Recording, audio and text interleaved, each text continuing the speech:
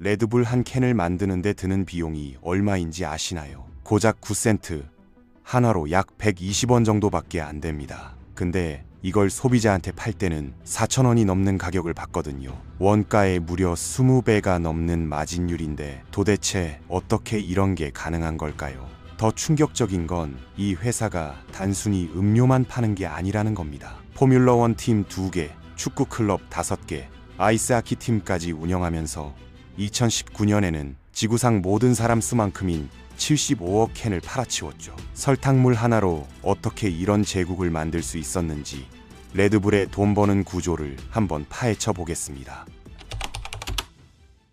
이 모든 게 시작된 건 1982년 여름이었는데 오스트리아 사업가 디트리히 마테시츠가 태국 출장 중에 심한 시차 적응 때문에 고생하고 있었거든요. 그때 현지인이 권해준 음료가 크라팅댕이라는 건데 마시고 나니까 시차 증상이 확 나아지는 걸 느꼈던 겁니다. 크라팅댕은 태국어로 붉은 들소라는 뜻인데 이걸 영어로 번역하면 바로 레드불이 되는 거죠. 마테시츠는 이 음료의 가능성을 확신하고 유럽에 가져가기로 결심했습니다. 문제는 당시 서양 투자자들이 전혀 관심을 보이지 않았다는 건데 아시아 밖에서는 에너지 음료 시장 자체가 존재하지 않았기 때문이었거든요. 근데 마테시츠는 이걸 약점이 아니라 기회로 봤습니다. 시장이 없으면 직접 만들면 된다는 생각이었던 거죠. 자기 돈 50만 달러를 투자했고 크라팅댕 제조사 사장도 똑같이 50만 달러를 넣어서 회사를 반반 나눠 가졌습니다. 그렇게 유럽인 입맛에 맞게 레시피를 조정한 뒤 1987년 오스트리아에서 첫 출시를 했는데 재밌는 건 독일에서 판매 금지를 당한 거였거든요. 근데 이게 오히려 대박의 시작이 됐습니다. 금지된 음료라는 이미지가 젊은 층한테 엄청난 호기심을 불러일으켰고 독일 청년들이 일부러 국경을 넘어 오스트리아까지 가서 레드불을 사갔던 겁니다.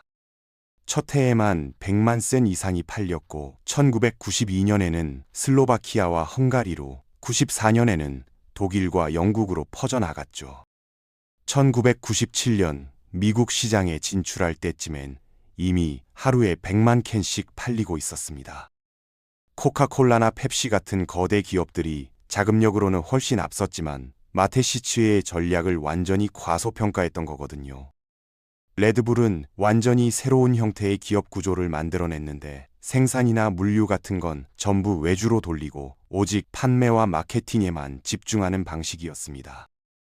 레드불이라는 회사는 실제로 음료를 직접 만들지 않거든요. 제조와 캔 충전은 전부 외부 업체가 하고 레드불은 그냥 파는 데만 모든 역량을 쏟아붓는 겁니다. 이 구조가 얼마나 효과적인지 숫자로 보면 확실해지는데 아까 말씀드린 대로 캔 하나 만드는데 9센트밖에 안 들지만 월마트 같은 대형 유통업체한테 도매로 넘길 때도 캔당 1달러 87센트를 받거든요. 생산 원가의 20배가 넘는 가격인데 사람들이 기꺼이 이 돈을 내는 이유는 단 하나, 브랜드의 힘 때문입니다. 그리고 이 브랜드 파워를 만든 건 역사상 유례없는 마케팅 전략이었죠. 마테시츠가 처음 노린 건 클럽 문화였는데 대학생 파티에 레드불이 없는 걸 상상하기 어려울 정도로 완벽하게 침투시켰거든요. 학생 브랜드 매니저라는 시스템을 만들어서 인기 있는 대학생들한테 캠퍼스에서 레드불을 홍보하고 파티를 열게 했습니다. 거대한 레드불 캔 모형을 지붕에 단 폭스바겐 비틀이, 해변가, 대학교, 헬스장, 심지어 사무실 빌딩까지 돌아다니면서 무료 샘플을 뿌렸고 바텐더들은 금방 이 음료가 돈이 된다는 걸 알아챘죠.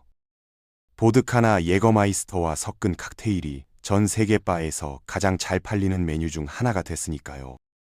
근데 이건 레드불 마케팅의 시작에 불과했습니다. 스포츠팀을 직접 사고 후원하면서 일반 광고로는 절대 불가능한 수준의 고객 연결을 만들어냈거든요. 포뮬러1 차, 스케이트보드, 기록적인 스카이다이빙에 붙어있는 그 로고가 찍힌 캔을 마시면서 사람들은 자기도 뭔가 역동적이고 강렬한 존재가 된 것 같은 기분을 느끼는 겁니다.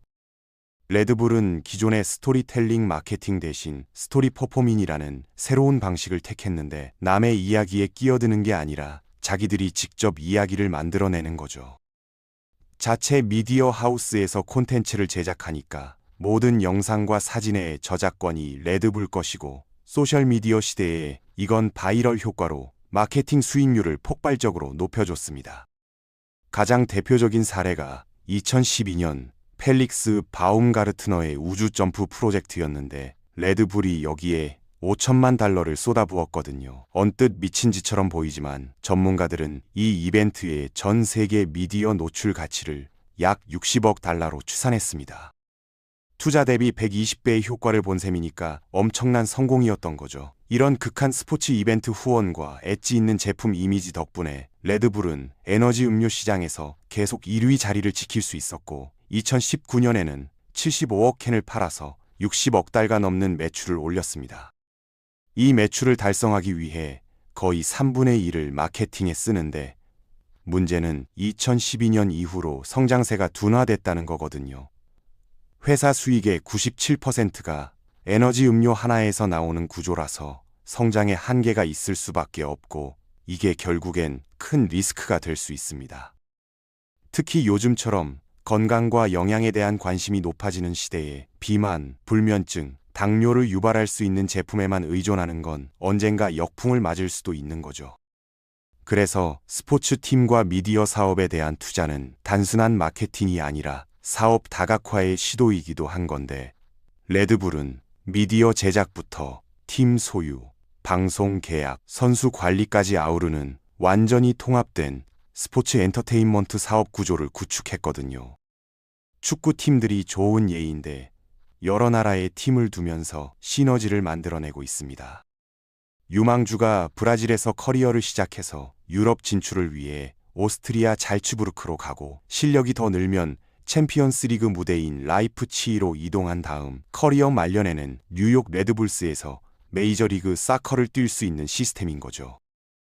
뉴욕 팀은 스포츠 투자가 어떻게 가치를 창출하는지 보여주는 완벽한 사례인데 레드불이 2006년에 약 $2,000에 이 팀을 샀거든요.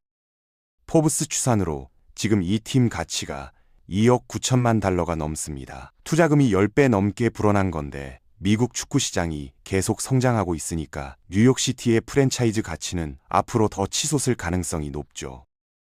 그럼에도 불구하고 현재까지 압도적인 수익원은 여전히 음료 판매이고 레드불도 다른 사업들을 지속적인 브랜드 투자라고 표현하는데 이건 사실상 아직은 수익이 아니라 비용이라는 걸 인정하는 겁니다. 적어도 지금은 그렇다는 거죠. 결국 레드불의 본질은 음료 회사가 아니라 마케팅 회사에 가깝고 그 마케팅의 궁극적인 목표는 설탕물 한 캔에 원가의 20배를 받을 수 있는 브랜드 파워를 유지하는 겁니다. 그리고 지금까지는 그 전략이 완벽하게 먹혀들고 있죠. 경제학에서는 이걸 소비자 잉여의 이전이라고 부르거든요. 우리가 브랜드 가치에 기꺼이 지불한 그 프리미엄이 고스란히 레드불의 마케팅 자금이 되고 그게 다시 우리를 더 끌어당기는 브랜드를 만드는 데 쓰인 겁니다. 결국 우리는 소비자인 동시에 레드불 제국의 투자자였던 셈이죠.